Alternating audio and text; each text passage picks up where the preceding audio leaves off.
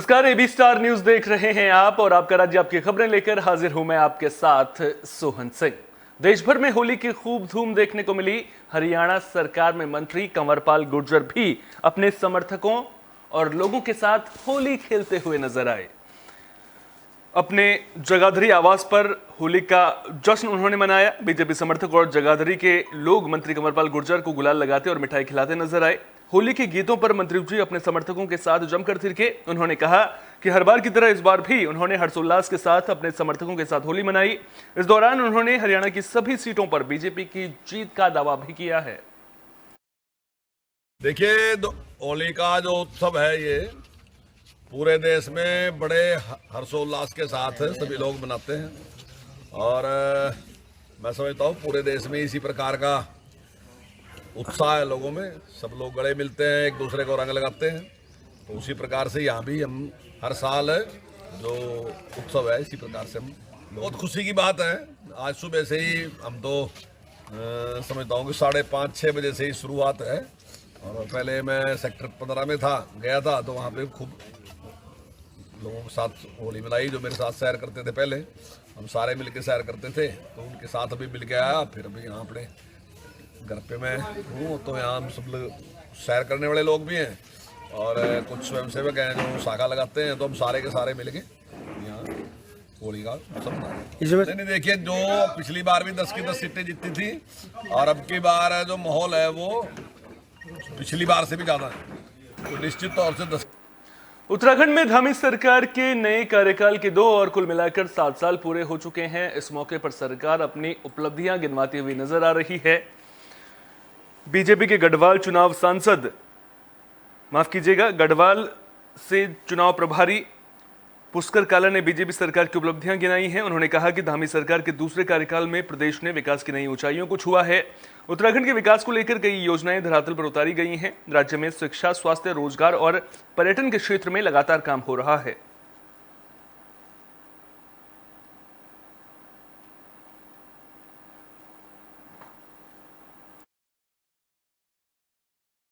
जो हमने काम किए हैं हम उनके दम पर यहाँ मैदान में हैं। प्रदेश की सरकार ने मुख्यमंत्री धामी जी के नेतृत्व में जो एक विकास की गंगा बहाई है, एक एक जन की चिंता करते हुए योजनाएं बनाई हैं, उनके माध्यम से जो रेस्पॉन्स पब्लिक से आ रहा है, माननीय मोदी जी के कामों के बारे में जो रेस्पॉन्स हमको नीचे जमीन से मिल रहा है। लाभार्थी योजना के अंतर्गत मैं इस पौड़ी लोकसभा के गढ़वाल लोकसभा के 6-7 गाँव में अलग अलग जिलों में गया हूँ। वहाँ मैं चिड़गा गाँव में गया था, वहाँ 40 प्रधानमंत्री आवास योजना के लोग मुझे मिले और प्रत्येक घर में वहाँ लाभार्थी हमारा है।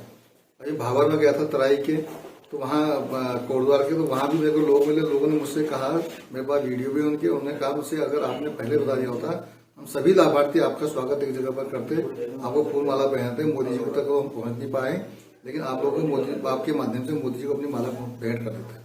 ये लोगों का रिस्पॉन्स है, तो इसके दम पर हम मैदान में हम जीतेंगे, बम्पर जीतेंगे।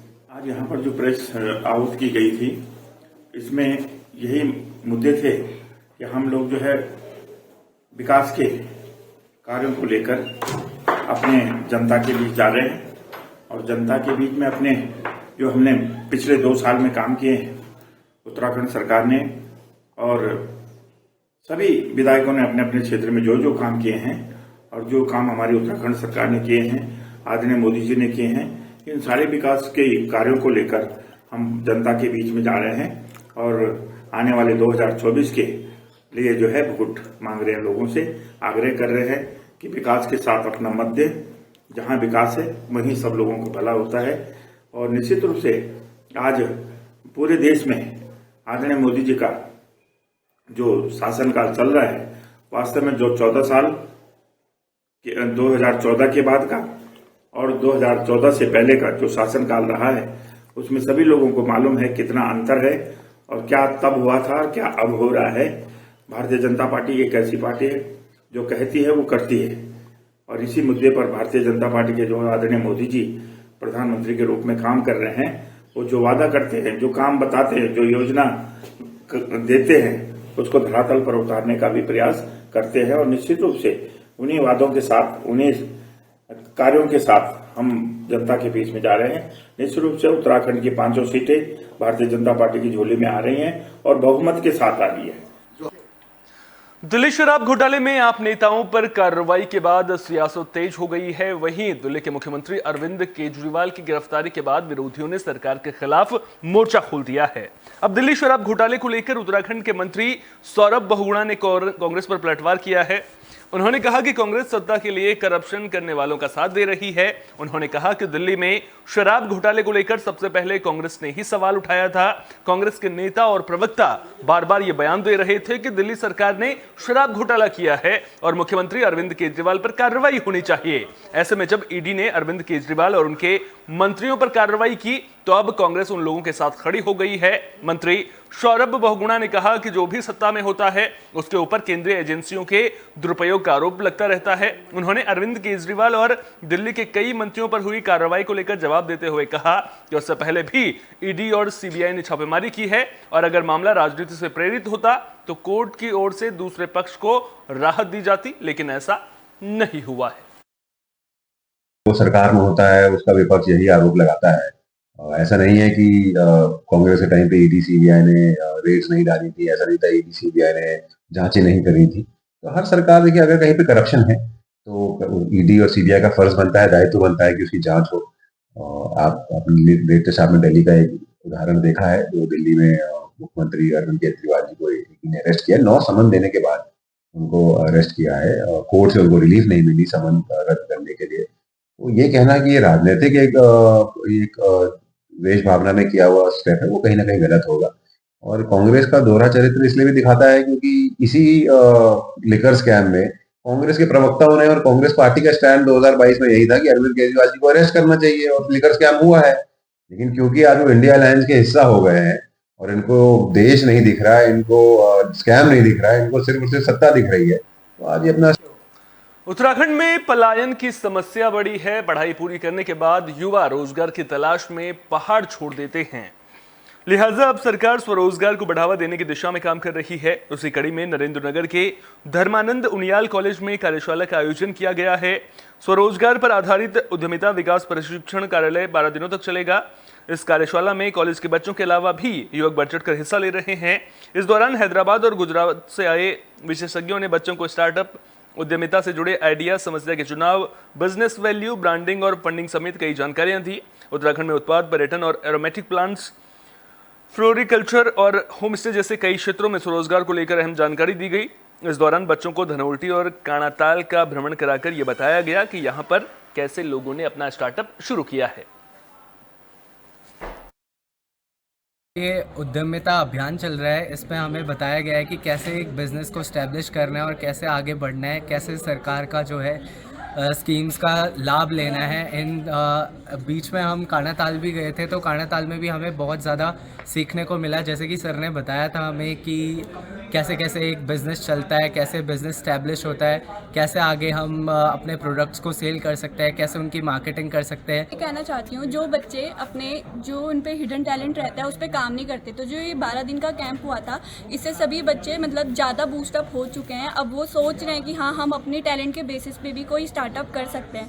पहले बच्चे उतने कॉन्फिडेंस में नहीं थे, पर जो ये 12 डेज प्रोग्राम हुआ था, जो टीचर्स ट्रेनर्स आए थे, उन्होंने सब बच्चों से इंटरेक्ट करके उनसे बात करके उनको बूस्टअप किया है कि तुम इस चीज़ में भी अपना काम कर सकते हो। ज़रूरी नहीं है अगर किसी का पढ़ाई में नहीं है। उत्तराखंड सरकार द्वारा संचालित की जाने वाली देवभूमि उद्यमिता योजना के तहत भारतीय उद्यमिता विकास संस्थान और उच्च शिक्षा उत्तराखंड शासन के संयुक्त तत्वाधान में 12 दिवसीय उद्यमिता प्रशिक्षण कार्यक्रम संचालित किया जा रहा है धर्मानंद उनियाल राजकीय महाविद्यालय नरेंद्रनगर में। और इस कार्यक्रम में 55 छात्र जो स्वरोजगार, आर्थिकी, startup, rural mart, home stay, eco tourism, adventure tourism में स्वरोजगार और सतत आजीविका के साधनों। बुलेटिन में बात हरियाणा के यमुनानगर की भी कर लेते हैं, जहां घर के बाहर गाड़ी खड़ी करने को लेकर विवाद की खबर है। तो यमुनानगर से ये खबर सामने आ रही है। जानकारी के मुताबिक घटना आर्यनगर थाना इलाके के हरिनगर की है। पीड़ित ने डायल 112 पर कॉल करके अपनी जान बचाई। पीड़ित महिला ने बताया कि उनके बेटे की गाड़ी घर के सामने खड़ी रहती है, लेकिन पड़ोस का व्यक्ति जानबूझकर अपने गेट को गाड़ी पर मारता है। आरोप है कि जब महिला के बेटे ने पड़ोसी का विरोध किया तो पड़ोसी ने बदमाशों को बुलाकर पहले उनके दरवाजे को जोर जोर से पीटा और फिर महिला के बेटों को घर से बाहर निकालकर उनकी बेरहमी से पिटाई कर दी। मारपीट की घटना सीसीटीवी में कैद हो गई है। इसी दौरान युवक ने डायल 112 पर कॉल किया, जिसके बाद पुलिस ने मौके पर पहुंचकर बीच बचाव कराया और दोनों युवकों को आर्यनगर पुलिस के हवाले कर दिया। मामले को लेकर दोनों युवकों ने पुलिस से लिखित शिकायत की है।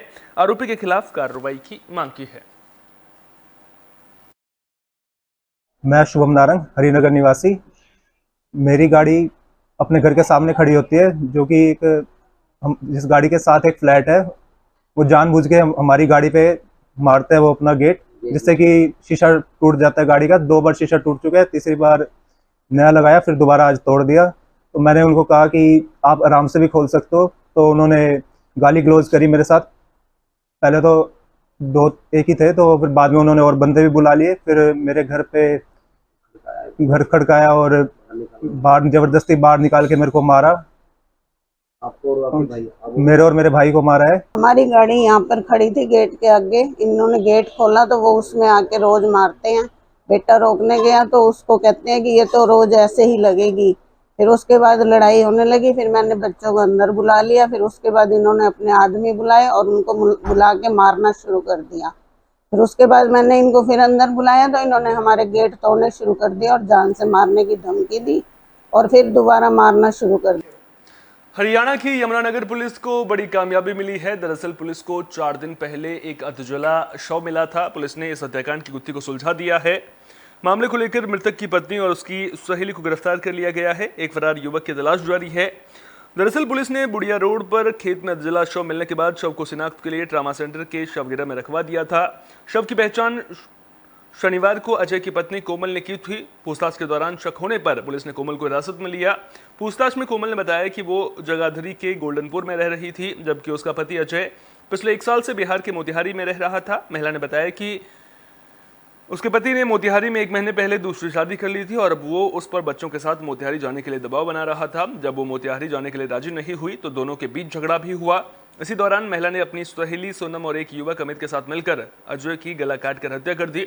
शव की शिनाख्त न हो सके इसलिए शव को जला भी दिया गया था और फिर रिक्शा में लाकर खेत में फेंक दिया था। महिला की सहेली सोनम दिव्यांग है और तीसरे आरोपी अमित ये रिक्शा चलाता है। पुलिस ने दोनों आरोपी महिलाओं को गिरफ्तार कर लिया है। तीसरे आरोपी की तलाश जारी है।